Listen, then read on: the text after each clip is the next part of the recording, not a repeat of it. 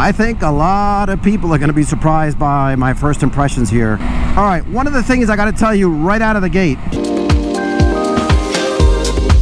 Now this is where I think this bike really excels. Holy smokes, that is amazing. Let's take it to this beautiful rocks first. Look at this.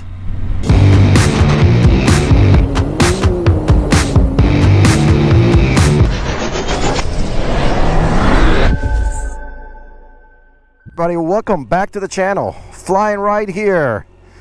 I am on a 2022 BMW K1600 Gtl, and this is my first time ever riding this motorcycle. And in this video, I'm going to give you my first impressions of riding this amazing motorcycle. If you're new here, I typically do not feature this bike. I have a 2022 BMW R1250 GS and a 2020 Street Glide CVO. And I am testing out this bike. I am considering adding it to my garage, and I am in beautiful Arizona testing out this amazing bike. We're headed to Sedona. I'm taking you with me.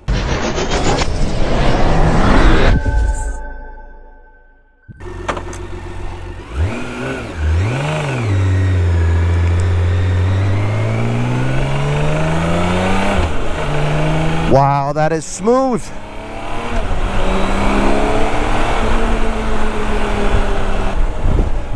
Okay, that feels incredibly nimble. Testing the brakes. Man, that stops right in its tracks.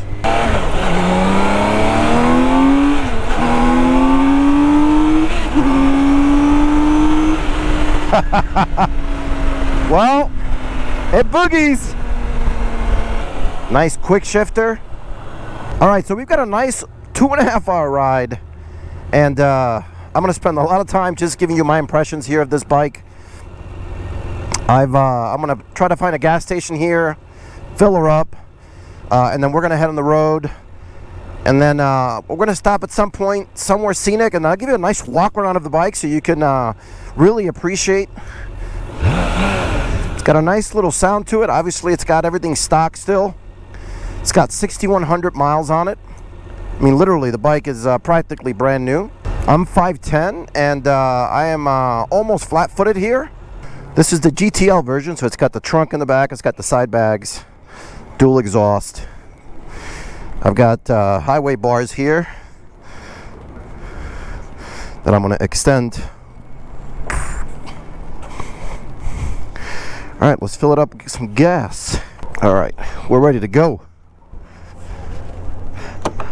See how the trunk works here. Got my nice Indy Ridge gloves. We're hitting the road. I got the windshield in the low position, and I got to tell you, you don't feel any wind.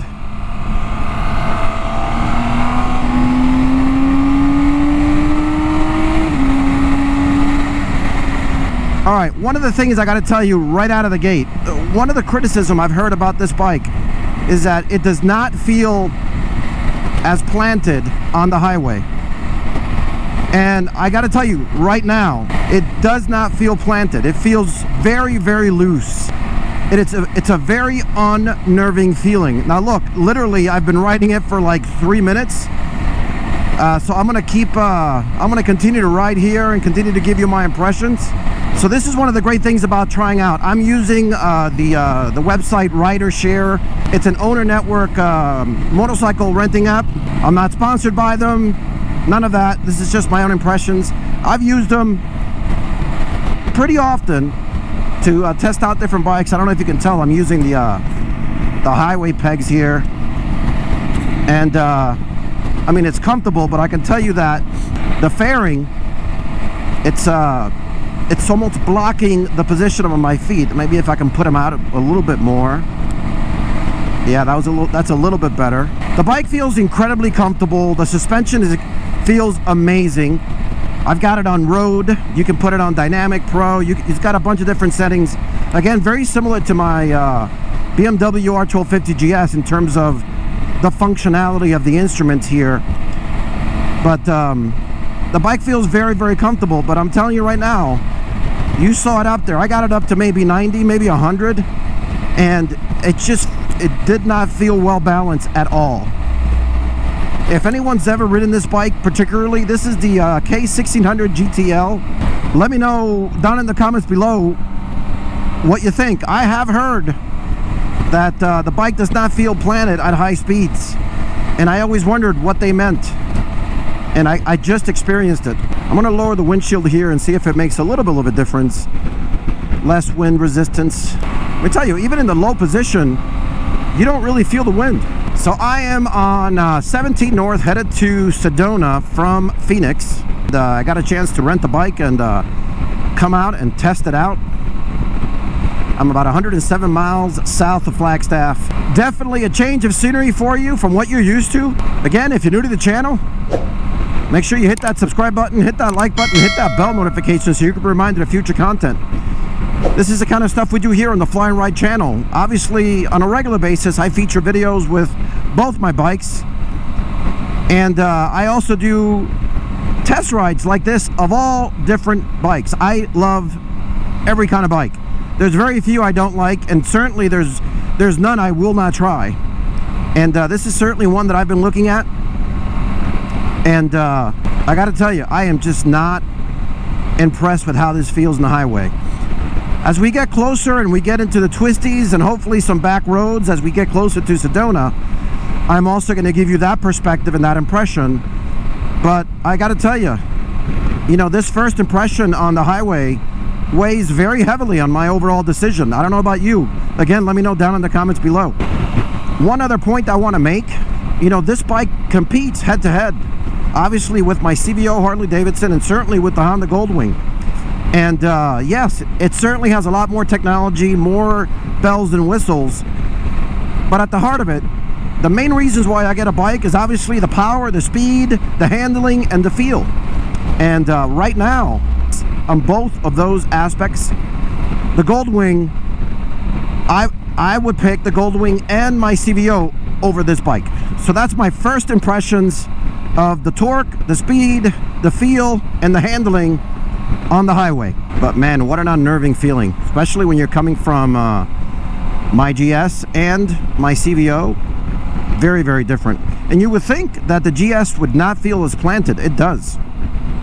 Absolutely does, compared to this. I think a lot of people are going to be surprised by my first impressions here, including myself. I thought I was going to love it way, way more than I do. So I was supposed to bring the drone with me here and fly the drone in some of these spots. I was able to take out the drone earlier. I went off-roading on some Can-Am UTVs, and man, did we have a blast. I'm going to switch over to that footage right now so you could take a quick peek of how awesome those things look. I've got some 360 footage of that. I'm going to put it in here because, of course, it's part of this experience of this video. I'm going to continue to test this this machine right here, and then I'll come back right after this video and we'll continue to talk. And then by the time I come back, we should be getting closer to Sedona. And once I get off these highway roads, I want to give you my impressions on how it handles. Hopefully we'll be able to find some twisties and continue to put this bike to the test and just give you my impressions. But let's switch to the drone video right now.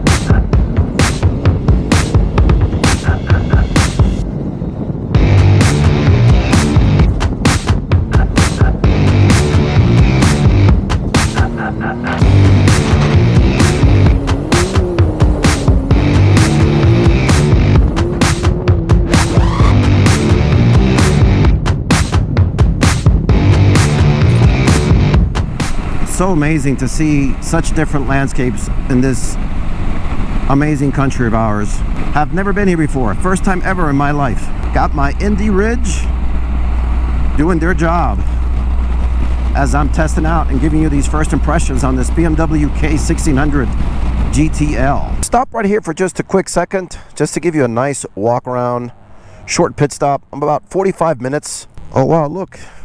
It's got a spot for a GoPro. Beautiful looking bike. Maybe I just need to get used to it a lot more, but that feels very uneasy. All right, I want to get back on the road here, and we'll see you when we get to Sedona. Check out this beautiful scenery.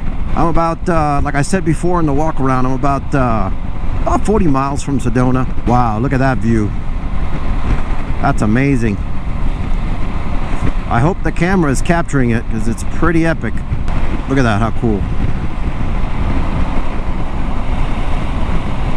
Temperature went down 14 degrees and you can feel it. All right, this is exit 298 off of 17 North.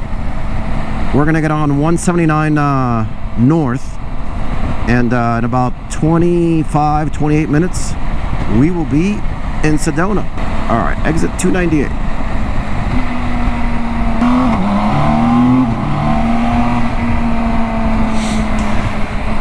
Wow, I don't know if you can tell, but those mountains up there, let me lower this windshield, are snow covered. That looks awesome. Now this is where I think this bike really excels, in these back roads, nice and twisty.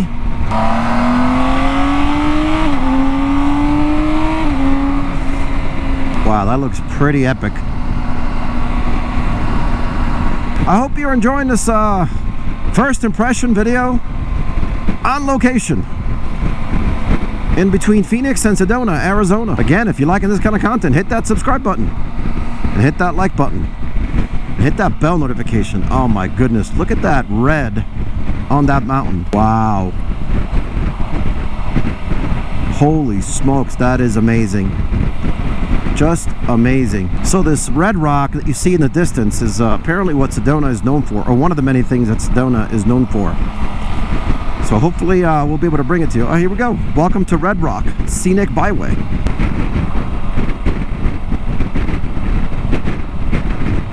Wow, oh my goodness sakes. I don't think the camera is going to do it justice. I've never seen anything like this before. Just absolutely majestic. Look how cool that is. Burgers, pizza pie. Oh, we gotta stop and eat some pizza.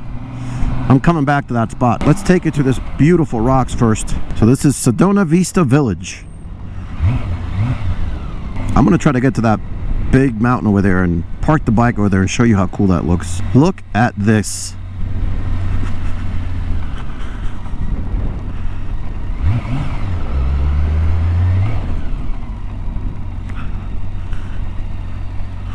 Absolutely amazing. Look at this.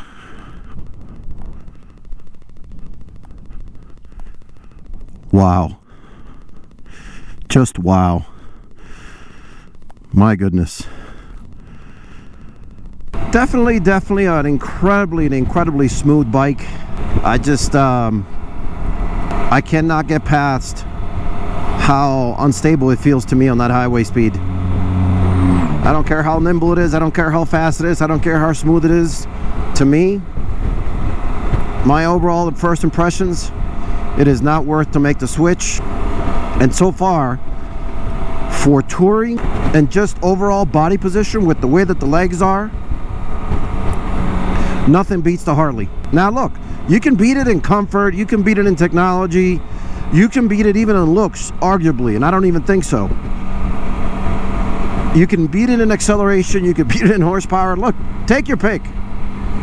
In terms and the seating position and the stability of the bike, I've yet to experience anything as good as my Harley-Davidson Street Glide CVO. And I've even ridden the Road Glide, and it's frankly, supposedly even more stable, although I would argue that. So look, those are my first impressions.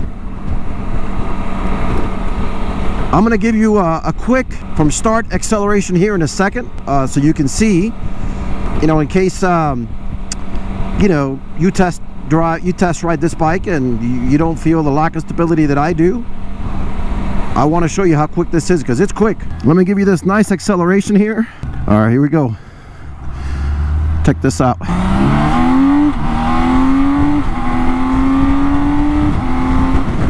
Man, that's fast. Wow. I gotta tell you, man.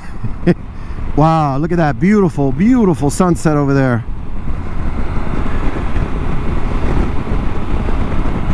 That is stunning. So obviously, as you can see from out there, man, this thing is sport bike fast. Just super fast how that thing takes off. I think the front tire almost came up on it. And that is definitely, hands down, you know, one of the fastest baggers I've ever ridden. Faster than the Goldwing, certainly way faster than my bike.